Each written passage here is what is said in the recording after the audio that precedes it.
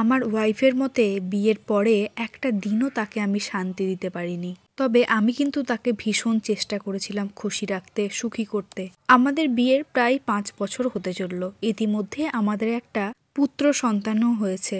তবে আমার প্রতি তার কোনো যত্ন, ছেলের প্রতি তার কোনো যত্ন, সংসারের প্রতি ভালোবাসা কোনো কিছুই তার মধ্যে আমি দেখতে পাইনি। তার গায়ে হাত দিলে সে খুব বিরক্ত হতো। একই বিছানায় ঘুমাতাম, কিন্তু তবুও যেন রয়েছে আমাদের মধ্যে একটা বিশাল দূরত্ব। বিয়ের প্রথম মোটামুটি ঠিক ছিল, কিন্তু তারপর যত দিন যাচ্ছে এই জিনিসগুলো যেন আরও বেড়ে যাচ্ছে। পরে আমি বুঝতে পারলাম বউটা আমার আছে, কিন্তু বউয়ের মনটা আমার কাছে নেই। সে তার পুরনো বয়ফ্রেন্ডের সাথে আবার যোগাযোগ করেছে। বিয়ের আগে তার সাথে যেরকম কথাবার্তা চলতো, এখন আবার নতুন করে তাকে আবারও ফোন করা শুরু করেছে, তার সাথে নতুন করে সম্পর্ক শুরু করেছে। বহুবার আমি ইতিমধ্যে তাকে এই ধরনের কাজ করার সময় ধরেও ফেলেছি। বহুবার সে আমাকে ক্ষমাও চেয়েছে, কিন্তু তার এই ক্ষমা চাওয়াটা ওই ক্ষণিকের, পরক্ষণেই আমার চোখের আড়াল হলেই ওই একই কাজ সে করে যেত। এতটুকু যে তার একটা বাচ্চা আছে, সেই বাচ্চার প্রতিও তার কোনো ভালোবাসা, যত্ন আমি কিছুই দেখতে পাই না।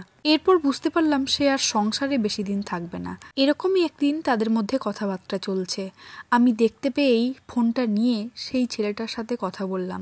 তাকে আমি রীতিমতো ধমকালাম।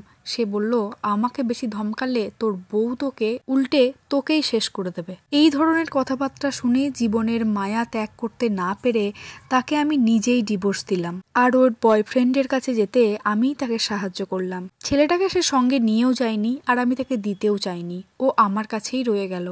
আমিই তার এখন বাবা, আর আমিই তার এখন মা।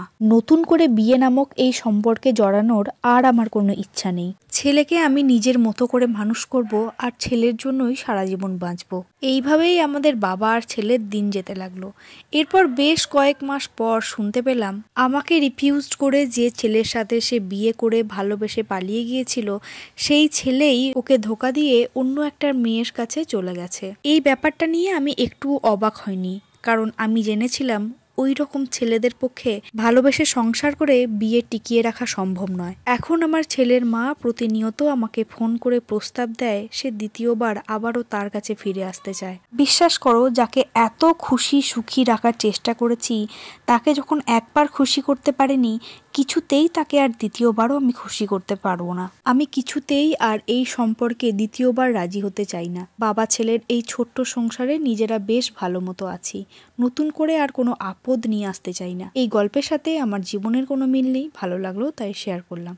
তোমরা যদি তোমাদের জীবনের গল্প আমার সাথে শেয়ার করতে চাও, অবশ্যই ইনবক্সে যোগাযোগ করতে পারো। আজ তবে এইটুকুই, টাটা।